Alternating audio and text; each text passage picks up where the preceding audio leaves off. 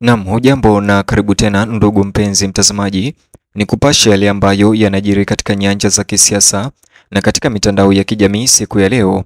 Mtazamaji, habari za hivi punde ni habari za kusikitisha kutoka Chadema ambazo zimeibuka muda huu kuhusiana na naibu mwenyekiti wa chama hicho John Wegesa Heche. Pia sijui kama unaufahamu ya kwamba Tundu Lissu aliweza kuzungumza moja kwa moja kutoka gerezani na kutuma ujumbe baada ya Rais Samia Suluhu Hassan kuweza kupewa ushindi wa 98% muda mtandao ulipokuwa umefungwa. Bonyeza alama like kisha bonyeza neno subscribe na alama ya kengele chini ya video hii kabla ni kutaarifu ripoti hizi zote. Mtazamaji, kabla ni kusome ujumbe wake Tundu Lissu alioutuma kutoka gerezani, ningependa ni kutaarifu ripoti hizi kuhusiana na John Heche. Katika barua ama gazeti waliloweza kulichapisha Chadema kupitia mtandao wao wa kijamii wa Twitter, waliandika hivi: Chama cha Demokrasia na Maendeleo Chadema kina uarifu umma kuwa leo Jumanne tarehe 4 Novemba mwaka 2025, makamu mwenyekiti wa Chadema Taifa Mheshimiwa John Heche amechukuliwa na askari wa jeshi la polisi kutoka kituo cha polisi cha Mtumba kwa madai kuwa anahitajika na RPC wa Dodoma. Tukio hili lilitokea mbele ya mke wake pamoja na katibu wa kanda ya kati Bi Ashura Masud walipojaribu kufuatilia gari hilo ili kujua wanapompeleka. Magari yaliyombeba John Heche yaliongeza mwendo na kuwaacha nyuma. Baadaye walipofika kwa RPC wa Dodoma, walielezwa kuwa RPC hana taarifa yoyote kuhusu kumhitaji Mheshimiwa John Heche. Hadi sasa haijulikani alipo, huku familia yake John Heche na chama chake kikibaki na wasiwasi mkubwa juu ya usalama wake John Heche na wapi alipo. Hata hivyo, waliandika, tunamtaka Inspector General wa polisi IGP Camillus Wambura, mkurugenzi wa upelelezi wa makosa ya jinai DCI Ramadhan Kingai, mkuu wa polisi wa mkoa RPC na mkuu wa kituo cha polisi Mtumba watoe maelezo ya haraka kwa umma kuhusu mahali alipo na hali ya usalama wa Mheshimiwa John Heche. Ripoti hii imetolewa leo Jumanne tarehe 4 Novemba mwaka 2025.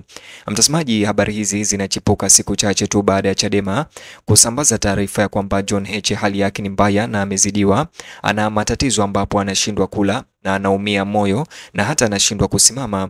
Katika ripoti yao ya awali kuhusiana na hali ya afya ya Heche waliandika hivi: Chama cha Demokrasia na Maendeleo Chadema kina utaarifu umma kwamba makamu mwenyekiti wa chama Mheshimiwa John Heche anaumwa sana na amezidiwa akiwa chini ya mahabusu ya kituo cha polisi Mtumba kilichopo jijini Dodoma.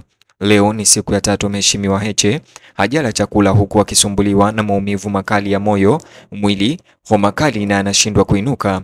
Tunalitaka jeshi la polisi kuchukua hatua za haraka na za kibinadamu kwa kumpeleka hospitalini ili apate huduma ya matibabu stahiki. Afya na uhai wa mtu ni jambo linalopaswa kuchukuliwa kwa uzito mkubwa, hususan mtu anapokuwa mikononi mwa vyombo vya ulinzi na usalama.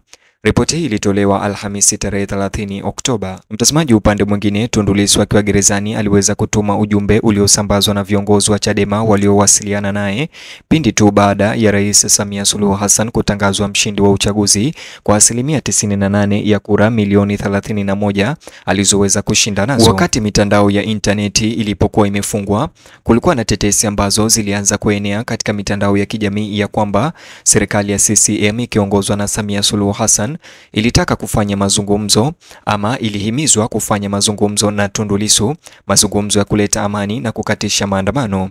Baada ya tetesi hizo kumfikia Tundu Lissu aliweza kuzungumza kuhusiana na uchaguzi uliofanyika na maandamano pamoja na ushindi wake Samia Suluhu Hassan. Hata hivyo, katika ujumbe wake Tundu Lissu ulikuwa na maneno makali. Ujumbe huo nikinukuu kama unavyotazama kwenye screen yako, uliandikwa hivi: mimi siwezi kufanya mazungumzo na Samia Suluhu. Sasa anapambana na Watanzania, sio Chadema. Nitakaa gerezani kuzungumza naye ni kuwasaliti wananchi wanaopigania uhuru wao. Ujumbe mzima ni kama huo unaoutazama kwenye screen yako, ambao ulisambazwa na viongozi wa Chadema ambao waliweza kuzungumza na Tundu Lissu akiwa gerezani. Na tukiachana na ujumbe huo wa Tundu Lissu akiwa gerezani, turudi katika swala hili la John Heche. Hata hivyo, wakosoaji sasa wanahoji kuwa kuendelea kukamatwa kwa viongozi wa upinzani kama John Heche kuna kinzana na matamshi yake ya umma ya Samia Suluhu ya hivi awali.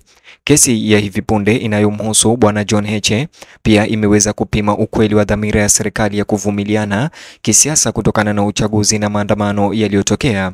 Wanafamilia sasa wa mwanasiasa huyo aliyezuiliwa John Heche wameviambia vyombo vya habari kuwa wako mashakani na hawana taarifa kuhusu hali yake ama mahali alipopelekwa. Nikinukuu, alisema tunataka tu kujua alipo na kwamba yuko salama. Wasiwasi wa familia unaonyesha hofu kubwa miongoni mwa wafuasi wa upinzani ambao wengi wao wanaamini kwamba vyombo vya usalama vinafanya kazi bila uwazi tangu uchaguzi na maandamano ya Tanzania kuzuka. Mashirika ya kimataifa ya haki za binadamu sasa yana uwezekano wa kuvutiwa na suala hili. Makundi kama vile Amnesty International na Human Rights Watch walikuwa wameandika awali kesi kadhaa za kukamatwa kiholela na vitisho vya viongozi wa upinzani nchini Tanzania katika siku zilizofuata uchaguzi na maandamano ya Tanzania. Walikuwa pia wameitaka serikali ya Samia Suluhu kuweza kuheshimu utaratibu unaostahili na kuhakikisha kwamba wafungwa wote wamehesabiwa na kuwasilishwa mbele ya mahakama za sheria. Habari za ndani kutoka Chadema sasa zinasema uongozi wa chama hicho unaitisha mkutano wa dharura ili kubaini hatua zao zijazo. Chama kinatarajiwa kuwasilisha malalamiko rasmi kwa Inspekta Jenerali wa polisi na ikiwezekana kutafuta uingiliaji wa kisheria ikiwa Bwana Heche hajulikani aliko. Hali hii inayojitokeza inaweza kuzidisha mvutano kwa mara nyingine tena na kuondoa amani tete inayopatikana baada ya hatua za hivi karibuni za maridhiano za serikali kufuatia uchaguzi na maandamano ya Tanzania. Wakati huo huo, mitandao ya kijamii leo nchini Tanzania imelipuka na jumbe zinazodai Bwana Heche achiliwe mara moja.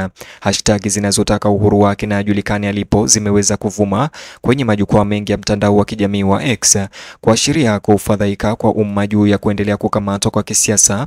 Wanaharakati wanasema kuwa matukio kama haya yanaonyesha kutokubali kwa serikali kukubaliana na mageuzi ya kidemokrasia licha ya hatua nzuri za hivi karibuni za Rais Samia baada ya uchaguzi na maandamano ya Tanzania.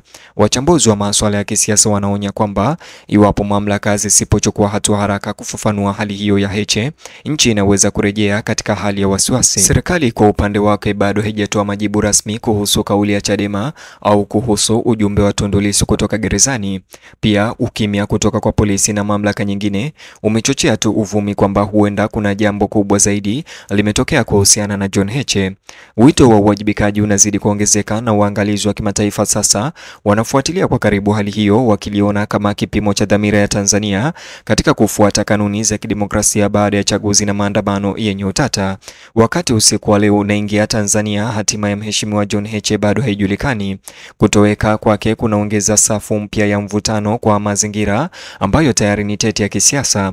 Wakati wananchi walikuwa wameanza kupumua baada ya amri ya kutotoka nje na kufungwa kwa mtandao kuondolewa, tukio hili la hivi punde linatishia kutengua mafanikio hayo. Uchaguzi uliofanyika na maandamano yaliyofanyika Tanzania yanaendelea kuchagiza hali ya kitaifa, na saa zijazo zinaweza kuwa muhimu katika kuamua kama amani na uwazi hatimaye utaweza kujulikana kuhusiana na John Heche. Mtazamaji, nijuze maoni yako upande wa comment section, alafu bonyeza alama ya like kisha subscribe.